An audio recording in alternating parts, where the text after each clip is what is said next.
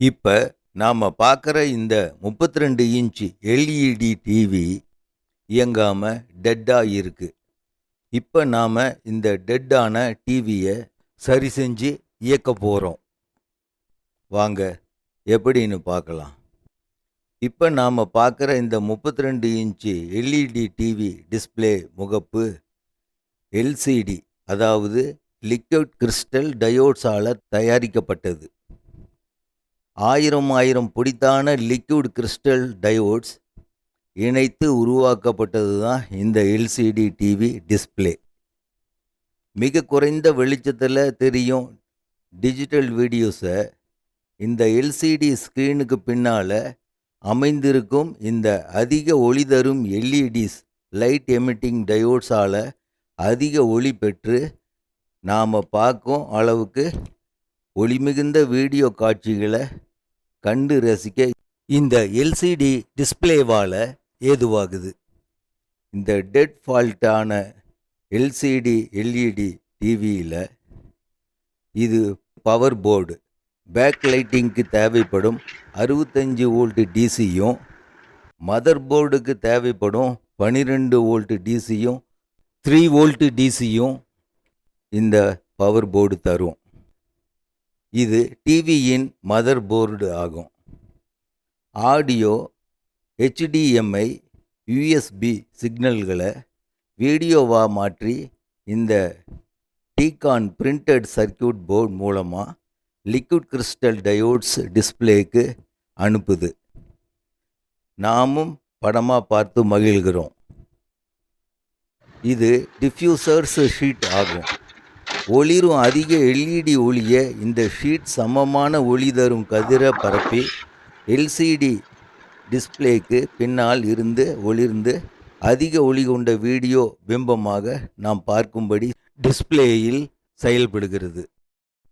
டெட்டான இந்த எல்இடி டிவியை நான் power board, mother board, backlight தரும் எல்இடி செட்டப் ஆகியவற்றை செக் பண்ணி பார்த்ததில் பவர் போர்டு சரியாக செயல்படுது.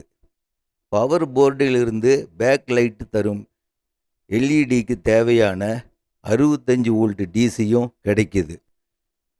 பட் பேக் லைட் எல்இடிஸ் எதுவும் ஒளிரலை, எரியலை. ஒரு எல்இடி கூட எரியலை. ஸோ இந்த எல்இடி டிவி டெட்டுக்கு காரணம் இந்த பேக்லைட்டிங் எல்இடி போர்ஷன் தான். அதாவது இந்த எல்இடி ஸ்ட்ரிங் செட்டப்பில் மொத்தம் 21 பவர் எல்இடிஸ் இருக்குது. எல்லா எல்இடிஸும் டெட் ஆயிருச்சு. ஸோ எல்இடி பேக்லைட் எரியாததால் ஒர்க்கிங்கில் இருக்கும் எல்சிடி டிஸ்பிளேயில் வீடியோஸ் தெரியலை. டிவி ஸ்க்ரீன் டார்க்காக ஃபால்ட்டு போல் தெரியுது. ஸோ நாம் புதுசாக 21 பல்புகள் எல்இடிஸ் செட்டப்பை பொருத்தினோம்னா இப்போ இந்த டெட்டான டிவி ஃபங்க்ஷன் ஆகும். எங்கிட்ட வேறொரு ஸ்பேர் 21 எல்இடிஸ் ஒளிரும் பேக்லைட் எல்இடி பிளான்ட் இருந்துச்சு.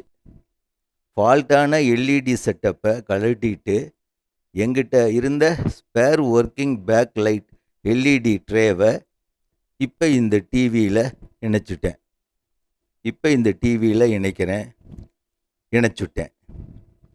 பாருங்க, இப்போ டிவியின் எலக்ட்ரிக் பவரை ஆன் பண்ணுறேன். நாம் புதுசாக பொருத்தின பேக்லைட் எல்இடிஸ் ஆன் ஆகி ஒளிருது. இந்த டிவியோட மதர் போர்டும் ஒர்க்கிங் கண்டிஷனில் இருக்கிறதால இப்போ நம்ம டிவி இனி ஒர்க் பண்ணும் என நம்பலாம். இப்போ இதை பாருங்கள், டெட்டாக இருந்த இந்த எல்இடி டிவியில் வீடியோ ஃபங்க்ஷன் ஆகுது. ஏசி வோல்டேஜ் ஃப்ளக்சுவேஷனில் சடன் ஹை வோல்டேஜ் இப்படி எலக்ட்ரானிக் சாதனங்களை செயலிழக்க செய்யும்.